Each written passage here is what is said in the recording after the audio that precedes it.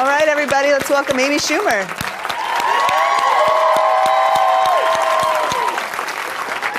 Mwah, mwah. Hello. Thank you so much for coming. Is this an exciting crowd? Some of them. You guys, could you just keep it down in the store? Thank you. Hi, guys. Were you just in the neighborhood, or did you come here on purpose, or what? Purpose? On purpose. All right, cool. Hi. Hi. Good to see you again. I wrote my article in the New York Times, if anybody saw it Sunday. Good article, right? I will tell this audience, if you guys promise not to tell anybody, that there was a lot of discussion about how much cleavage to use in the photo. Wow. Yeah. Did you fight for my tits? I think they spoke for themselves. Yes, they did. Yeah. Thank you. Yeah. And what's the other thing that you had to fight for? Oh, you know, the Times, as you guys probably know if you read the paper. Edgy. They don't play by the rules. There's some language that we don't typically allow, but, you know, when Amy says that she's always been hoes before bros, we got to put that in, right? You got to put it in. Got it down. And then also, what kind of pet it's okay to masturbate in front of. We should maybe take a vote later and see if there's the Why don't we do it now? Like, okay. Do you think it's okay to masturbate in front of your cat? Okay, who says no? Wow. Dog. Okay. It's kind of even. This is kind of an uptight crowd, and I don't really know how the rest of this is going to go. Well, let's start from the beginning. You are getting, like, straight just a shot of my clitoris. Like, please. No, it's not your fault. It's in your face, and this dress didn't support underwear, so we all do what we have to. I want to talk to you about being funny from when you were a kid. Yeah. Your sister told me that you used to make up characters when you were little. Did you always have a sense that you were funny? I was always making people laugh, but I didn't think it was a good thing. It kind of bugged me because I felt like they were making fun of me, but it was explained to me. I did a production of Sound of Music when I was 5. And what part were you? Gretel. And they it was explained to me. Like every time I would come on stage, people would laugh, and I would cry, and the director was like, "No, it's great if people laugh. That means they love you and you made them happy." And I was like, "Oh," and that totally changed things. But yeah, people would laugh, and I embraced it. And so my sister would dress up like princesses and like characters that already existed, and there was always like one bite missing out of all the apples in our fridge, because she would, like Snow White, like take a bite of it and like roll, and we had a glass coffee table and she would lay under it until somebody like came and kissed her. And I would just make up these like strange Eastern European characters, and I don't even know where they came from, but yeah, I should give shorter answers. I'm gonna give shorter answers. So when did you realize that was a talent that could translate really to the stage past your 5-year-old Sound of Music? Just doing plays. I did a lot of shows, and in college I was either the villain or the funny one in all the shows, or the one who would take her clothes off. I obviously was born without boundaries, but I never thought I would make a living from it. Did you have a backup plan? No, I never had any plan. Yeah, I didn't even have a plan for performing. No. I would just go job to job, working at Forever 21, then being a petty cab driver, shampoo girl. Shampoo girl, really? Yeah, I was the worst. I lied and said I had a lot of experience, and that's something you really need to be good at. Because I was too gentle. And there was a guy that had male pattern baldness, where it's like just hair around the back and then a little thing here. So I was just washing his hair, and he's like, "Wash my whole head." But I'm like, "No, it's spraying off your head at me." So yeah, I got fired from all my jobs pretty quick. Yeah, I had no backup plan. Yeah, but I mean even now, it's like I don't know what's gonna happen. I really take good care of both my siblings, so that one day I'll be able to kind of Blanche Dubois my way over there, and they'll have to just like Blue Jasmine take care of me. What do you remember? What your first material, when you first went up on stage? What was it like? Why are you doing this to me? It was terrible. It was, the two jokes I remember were, one was about, and just like remember I had curly bangs. Just like for visual, okay? How old were you? I was 23. I know what you're saying, like you should have already known, but I didn't.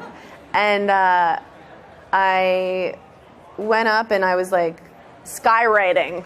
That's stupid, right? It's always fading. If a guy proposed to me that way, I would be like, nah. Like there's no end to this where you're gonna laugh. Like this is 11 years ago, and then about the New York City crosstown bus, I wrote a joke where it was like, just that anytime you feel it like kind of go down when they like let the air out of that front tire, you know somebody atrocious is about to get on, like just like some leg that they have to carry. Look, it was 11 years ago. Nobody write a blog about that's offensive to them from 11 years ago. Thank you. Yeah, I think we can all be glad that you're not doing public My bus mom jokes. takes the bus. Yeah, we're all lucky. Real inside baseball New York joke. But that moment when you're being on stage and maybe it didn't go so well, it still somehow it made you want to do it again and again. Why? Masochism. I seriously, any person who's a comedian is a masochist and delusional. And yeah, and I was definitely hear that, those though, things. But you really think that's true? 100%. If someone's like, okay, so you're going to do this thing for the next 8 years, and no one's going to tell you you're good, and you're not going to be good, and you're going to have to live on the road in hotel rooms, making very little money. Yeah, and like it'll just be, it's constant rejection. It's not like an audition. It's like every sentence out of your mouth, people are like, no, and you're like, okay. What about this sentence? I'm in a great place right now, but being a stand-up is a hard-ass life, and you think it's going to be fun. You're like, oh my God, if I can just quit my bartending job. Like everyone just wants to quit their day job for their dream. But then when you get there, you're like, oh, this sucks too. Like I'm no happier now than I was when I was waiting tables. I'm always pretty happy, but I think we're all just always the same amount happy. Again, shorter answers, Amy, shorter answers. Sorry, nobody really talks to me unless they're interviewing me, so I have to get a lot out. Soon I'll be alone in my apartment again. Can I just about that?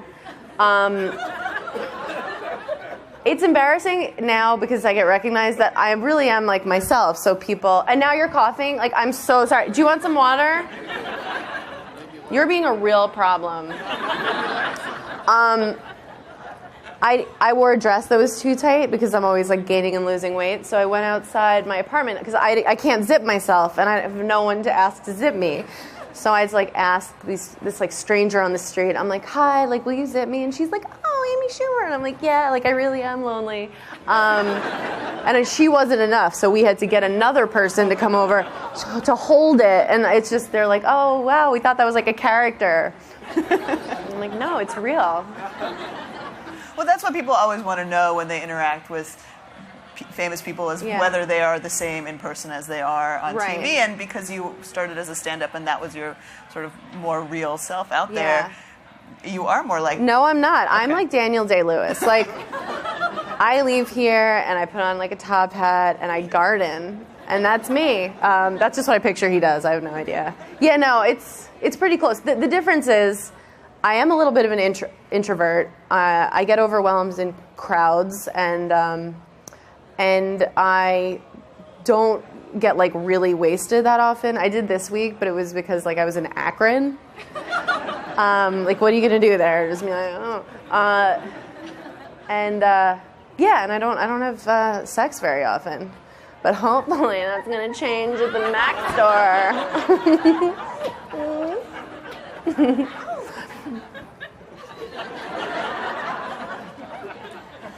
Can I just also say, and I don't know, okay, so somebody tried to hack me because they assume I have like lots of naked photos, but like jokes on them because I've never put my face in them and I haven't taken them for like 10 years because of how I'm aging. And so they sent this like detective guy over my house this weekend to like help me secure all my shit. And like they knew him. They were like, no, we're sending this guy over to you, my business manager. And then he got there, and he buzzed. I didn't even brush my teeth. I rolled out of bed. And he was like so hot.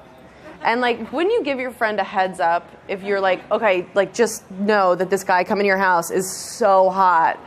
You're going to want to at least brush your teeth and put like, just something, just do something. How'd it go? Bad. He was like, I'm sorry, I didn't know Nell lived here. Like, I thought a woman lived here. Like, why is this garbage pail kid answering your door? I think I probably could have swung it if I wanted to. I feel special because one time the cable guy asked me out. Really? But that was also a little creepy because he already knew where I lived. He knows where you live. And like all Can my he tell what you're watching? information. I don't know. Yeah. One time I was buying birth control and the pharmacist asked me out.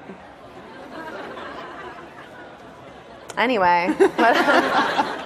What's going on with you guys? Like, what's up with you guys? Sure. Someone came here to like find out how to make a film, and I'm like, here's what's up with my pussy. Meet the filmmaker. Sorry.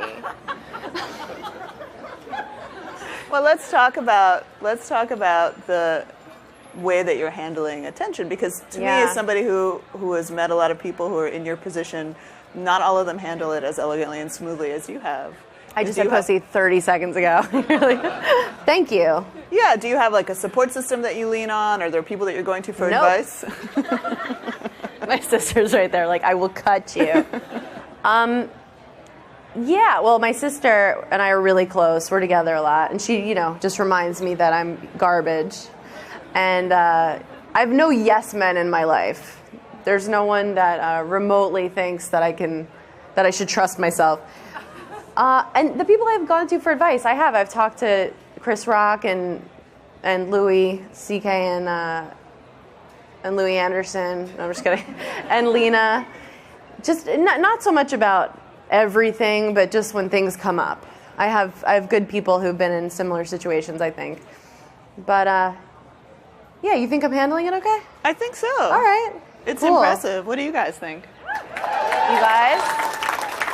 All right. Your sister's like, I don't know. That's rude. Yeah, who knows? But part of that must be having a voice on your show that you can deal with issues as they come up, right? It's more like when you're born physically flawless, that gives you a certain level of confidence. No, I don't. You know what? You're right. Because it's like I'm learning all these new things, and I'm like, oh, I can't wait for season 4 to showcase these things. And so it's therapeutic, and yeah, it's good to have a voice. As you're working on the show, are you thinking of jokes that you want to tell or issues that you want to address? How does that work for you? Well, I'll come into the season with a couple things that I really want to address. Or maybe a very specific idea, like 12 Angry Men. And sometimes it's an issue, but more often than not, it's just like an idea that we think is funny. I'll just come in and be like, I think I should pop out of a cake and like overhear my boyfriend saying that he isn't attracted to me anymore, but still have to like pop out of his surprise birthday cake. And there's like little messages throughout, but usually it just starts with a dumb idea. Was that how the movie started too? No.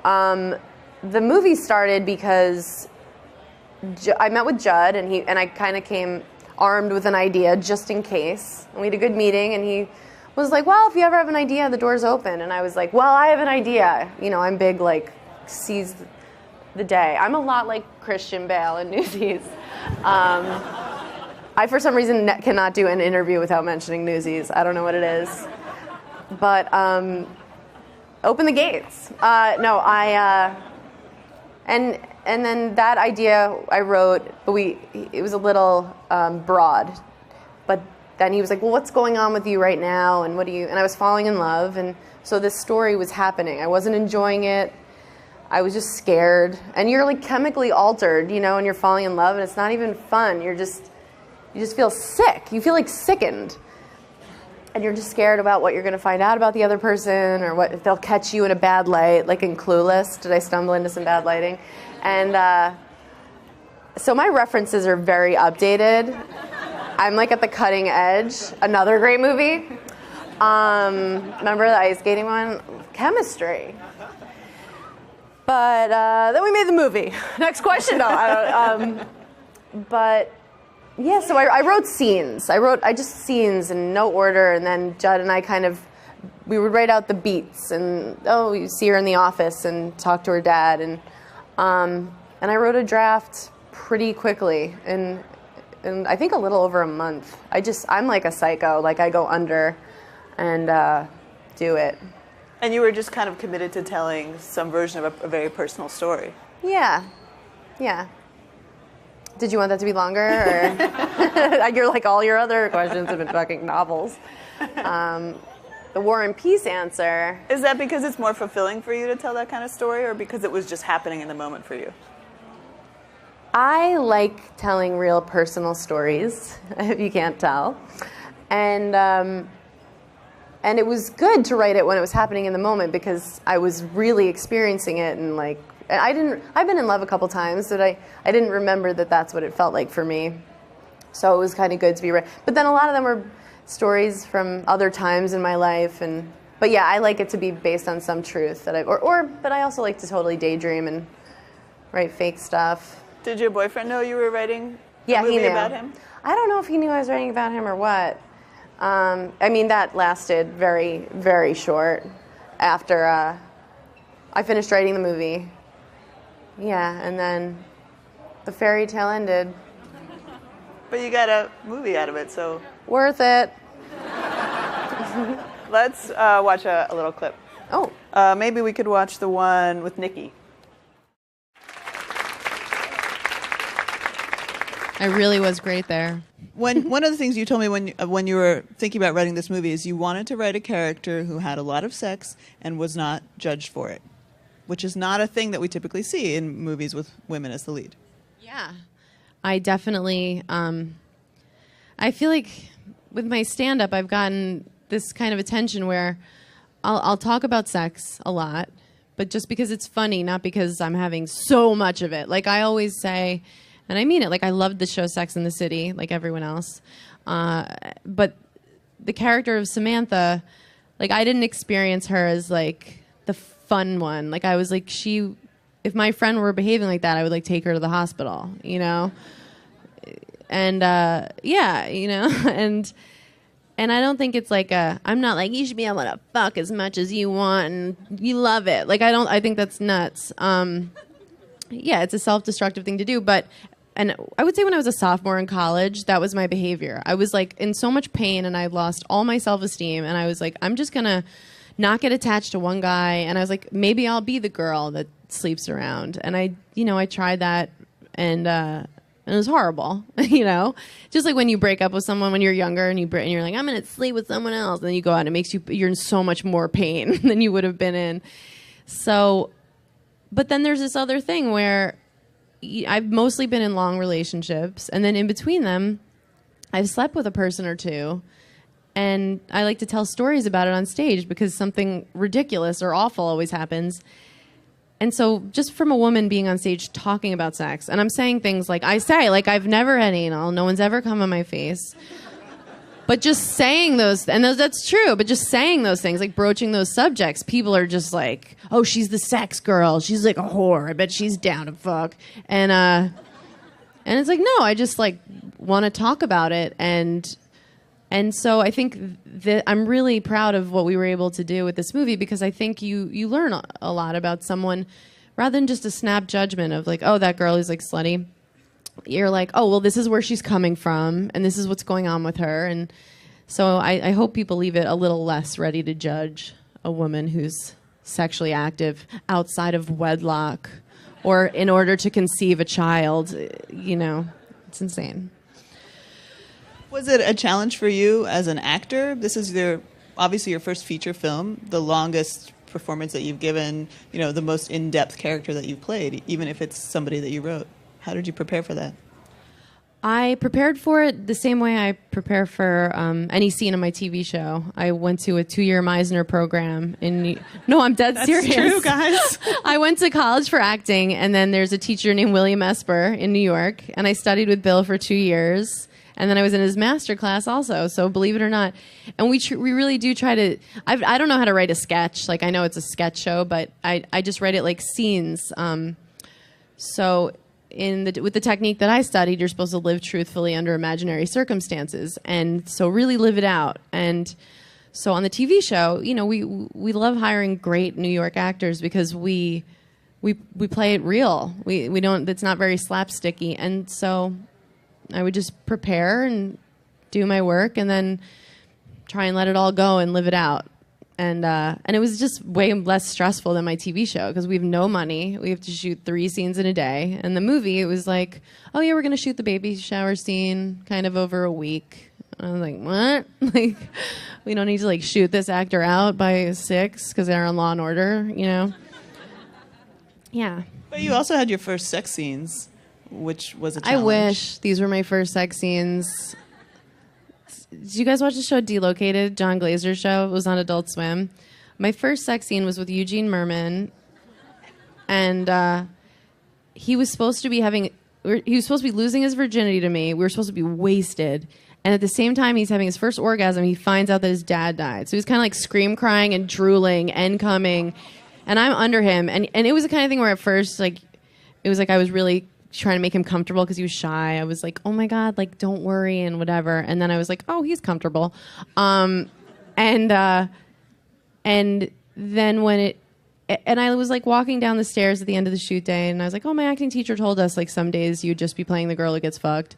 And then when I went to the premiere party for the episode, I had been fully cut out. Like, you could tell that somebody was getting, like, rammed, but you couldn't tell that it was me. I was like, no, they're like, oh, yeah, Adult Swim. Like, we weren't allowed to show that. I'm like, did you maybe think about not shooting that? Like, maybe a body pillow would have been cool. So, but the sex scenes in the movie were easier than that.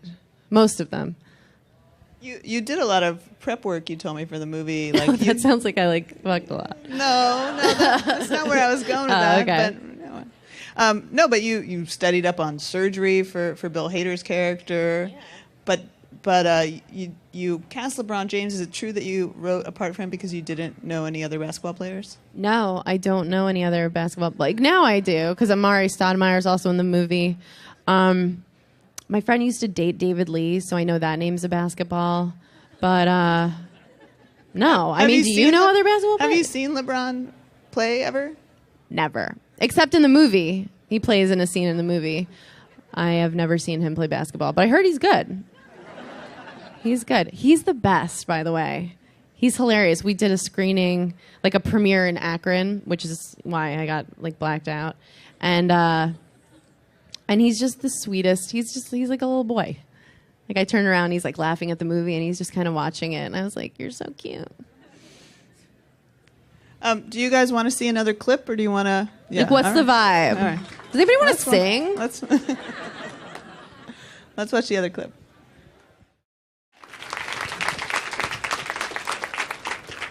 So that's a moment where you're playing a real emotional, honest moment, but also playing it for laughs. So how do you keep that balance when you're writing or acting? Ooh, good question. You should do this. Well, in living it out, like, there's nothing that makes me personally feel more vulnerable than having a person that I'm attracted to and interested in front of me telling me they like me. Because feeling deserving of love has been a definite obstacle that I was going through while I was writing this movie. I go through it all the time. And so there's another scene where he says that he read some of my stuff. And, you know, like, if somebody's like, oh, I read your, like, you're just like, can I just become a puddle on the floor? Like, it's just, I was feeling really vulnerable in that scene. And especially, like, I went into that scene just thinking, I'm going to tell him it's over, and he'll be like, okay, cool. So he just really threw me off my course.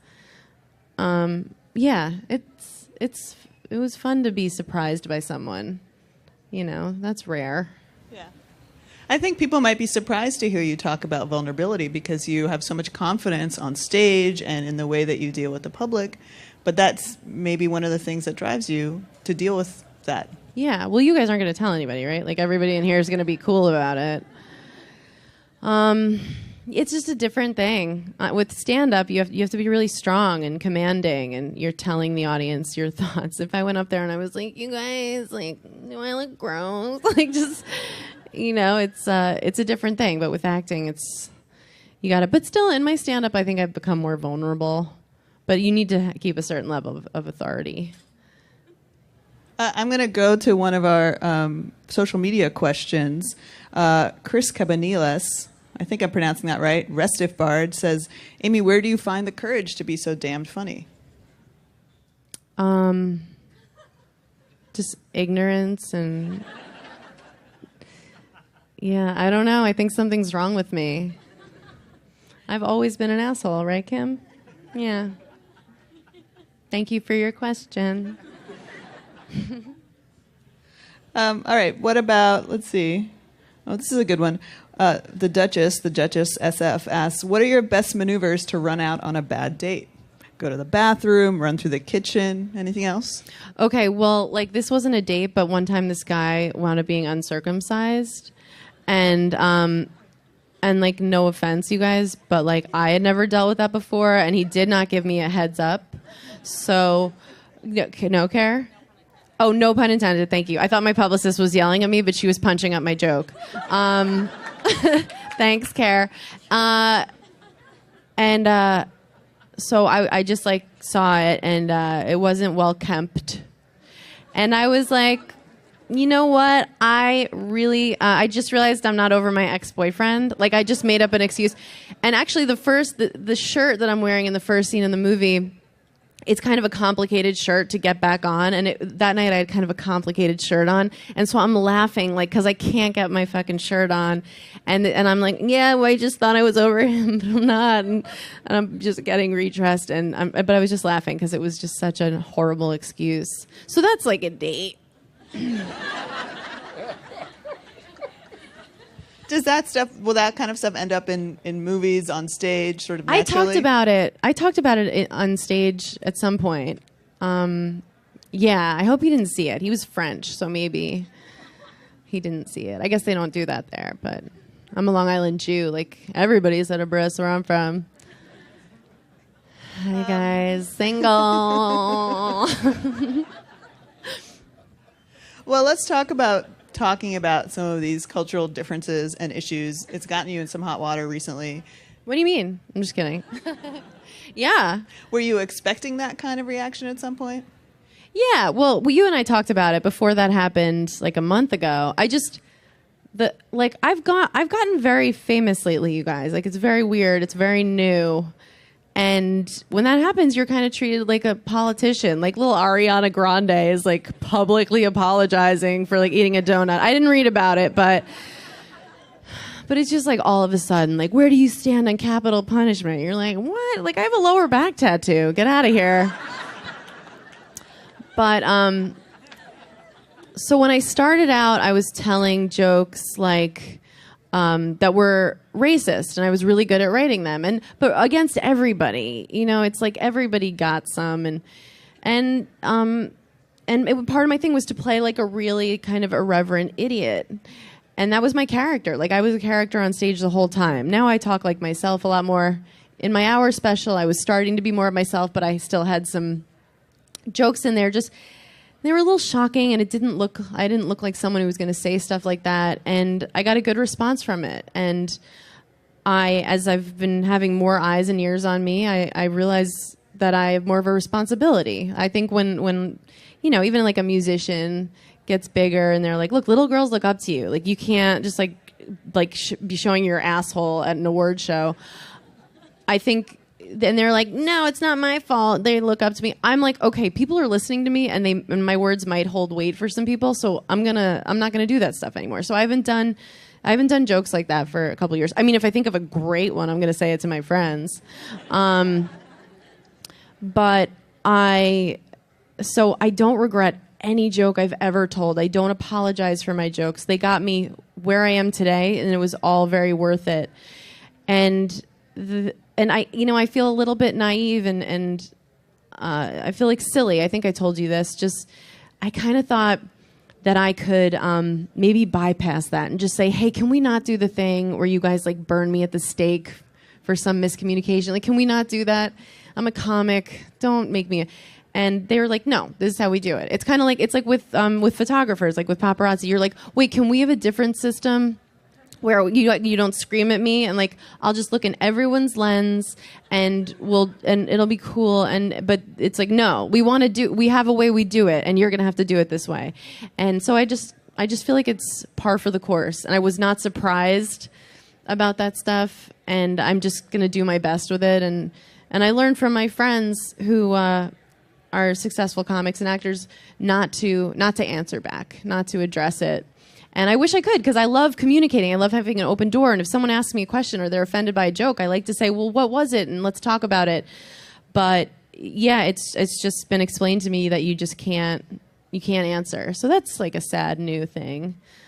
But that said, while that you have this attention on you and this kind of platform, you are using it because you want to talk about things that matter to you. And one of those things is kind of progressive and feminist ideas, right? Yeah. Oh, definitely. Yeah, so I'm just going to try to use it for good. But if nobody's going to be perfect, and it's like if I'm doing 90 minutes of jokes and everything's funny and you're laughing, and then I say one that hits a little too close to home for you, of course you have a right to be offended by that one thing. You can feel however you want. But like, what about the rest of the time? And is that fair to say, well, I don't like you now? Like, if you don't like one song, do you stop listening to that musician? There's just more pressure on comics now. But I'm just going to try to keep doing what I've been doing always, and saying stuff that I think is funny, and just more and more. It's about injustice and things that I feel like are unfair. I also have just dumb jokes still, like just stupid shit. But I'm handling it the best I can. And if some arbitrary fact, something happens and I wind up having to take a fall for it, I feel like it's totally out of my hands. This could have brought it down or whatever. We're about to go into the audience Q&A, so there's still time. Well, then let's burn all the bridges I have left. I think there are some folks with mics that will help you out if you want to raise your hands. Hi, Amy. Hello. I saw your screening of the movie a few months back when you did it here, and you helped me with pickup lines last time. Oh, cool. Yeah. So I love terrible movies, not that Trainwreck is one. Do you have like a favorite, like... No, Trainwreck's good. Trainwreck's good. Do you have like a favorite like bad sci-fi original type movie? And if you could like make one of your own, or if you could be the monster in one, like what would you be? Thank you for picturing me as the monster in a sci-fi movie. Ooh, I loved Species. I remember seeing that with my brother, and Natasha Henstridge was so hot. Like, it didn't matter how stupid, horrible the plot was. And if I were going to be a monster in a sci-fi movie, I think I'd want to look just like this, but like decapitate people and like eat them and then like shit them out and like eat them again. That's mine. Hi, Amy. Hi. I want to know what you personally think differentiates a successful working comedian and actor from the one who's not working as much or less successful. Okay. I think the non-working actor is still plagued with hope that they'll be happy once they get work and that their parents will be proud of them. Whereas the working actor is a little less happy because their hope is gone.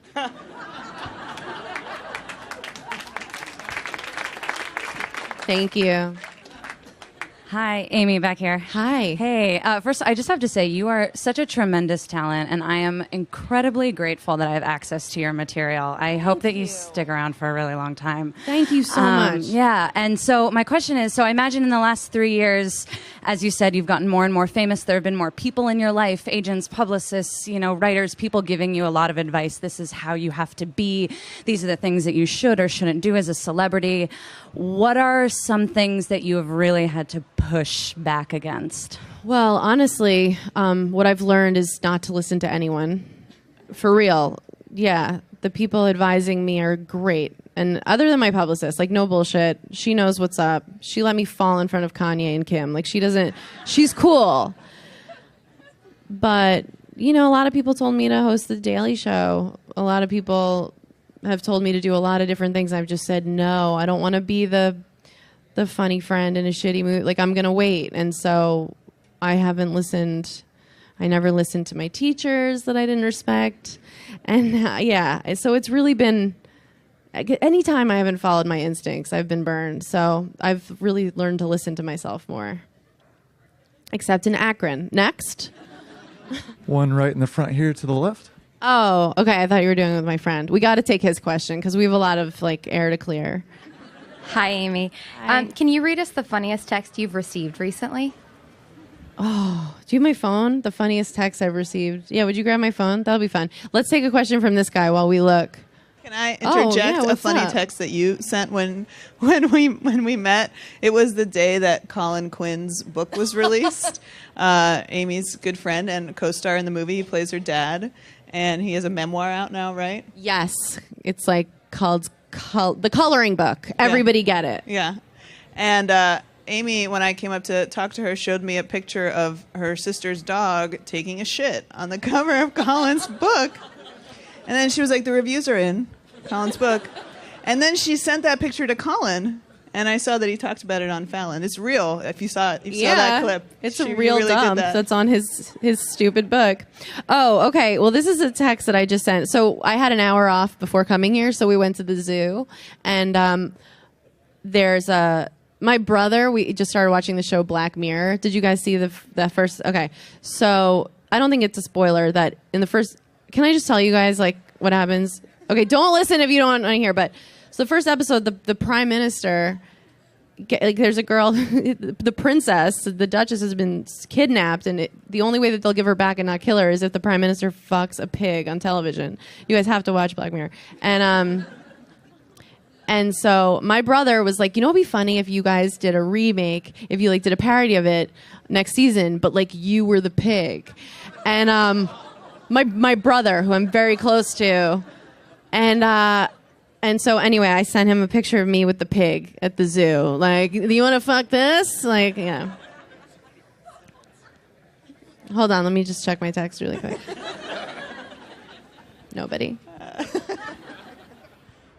Well, no wacky question here because I really love the movie. Thanks. And I thought there were so many really touching scenes that, you know, we expected maybe a lot more wackiness. And I wanted to know, when you did those scenes, were those strictly written, or were those improvised as much as some of the comedy must have been improvised? Do you go off your own script, or do you stick? We would always do a couple takes totally on script, and then a little more free. So with the drama, though, I think those scenes were pretty true to the script, more so than the comedic ones. Sorry, like very many scones today. Well, the zoo's by Alice's Teacup, so like, what are you gonna do? Yeah, but yeah, I think people are gonna be surprised because it is. I think it's a really funny movie, but there's like, you know, it's also like a love story and kind of heartbreaking. So go see it. Hi, over here. Hi. Hi. So I feel like your new movie is now regarded as the modern day romantic comedy, and as before, the ones we've seen, the girl just is beyond perfect, and everything she does with the boy is perfect, and it all works out perfect. And I feel like your portrayal in Trainwreck is a very real modern day exchange between what's going on in life. Do you feel like this movie is going to set a precedent for what's to come? Or do you feel like this is just going to be that only movie that anyone ever made, and, you know, it'll still go with the same formula? I like that question. What do you think? Oh my God, I hope it changes. I hope it changes too. Because it's so real. I saw it in New Orleans. It's like... When like Jennifer Lawrence came around and she's doing these interviews, I don't know about you, but I was like, yes, like a human who's not like... But she's so perfect. She's perfect, but she's also like, I'm not perfect. You know, I mean, she's insanely gorgeous, and maybe she wasn't the best example, but... But it's just like, it really seems like it really surprises people when someone's a human being and isn't just like a spokesperson for themselves.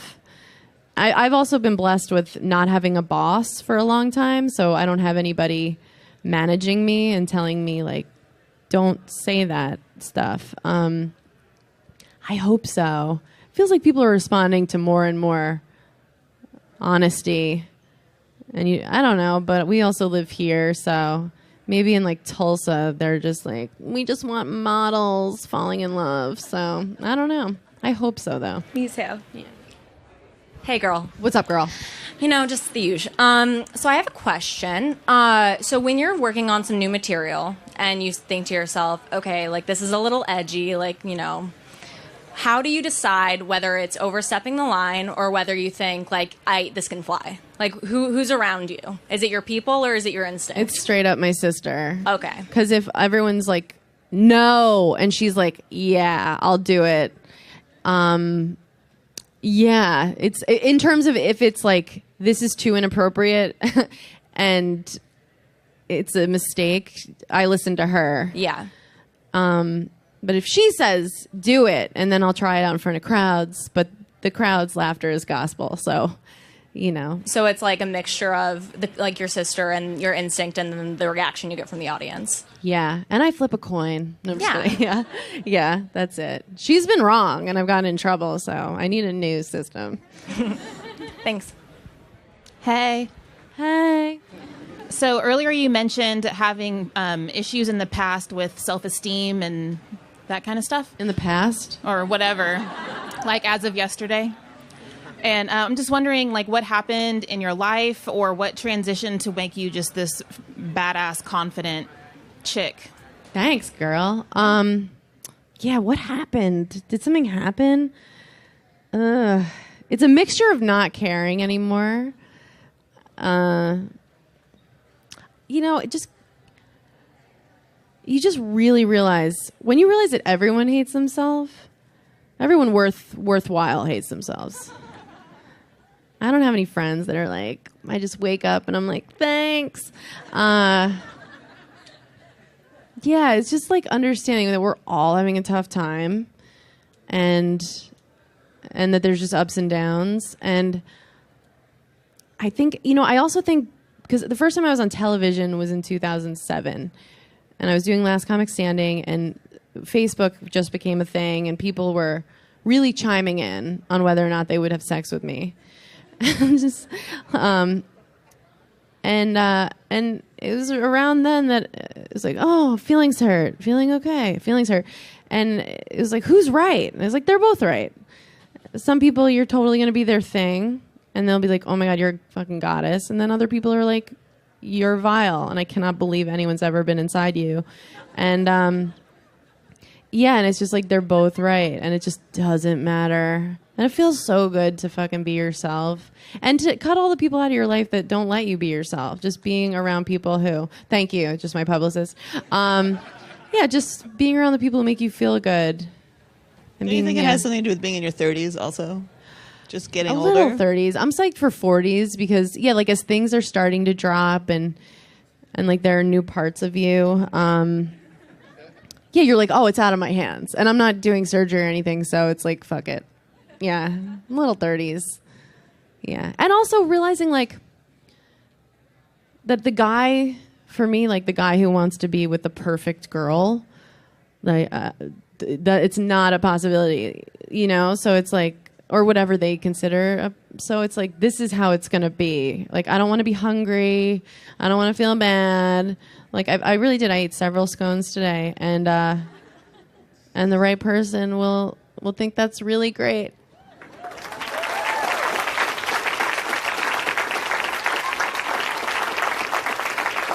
Thank you.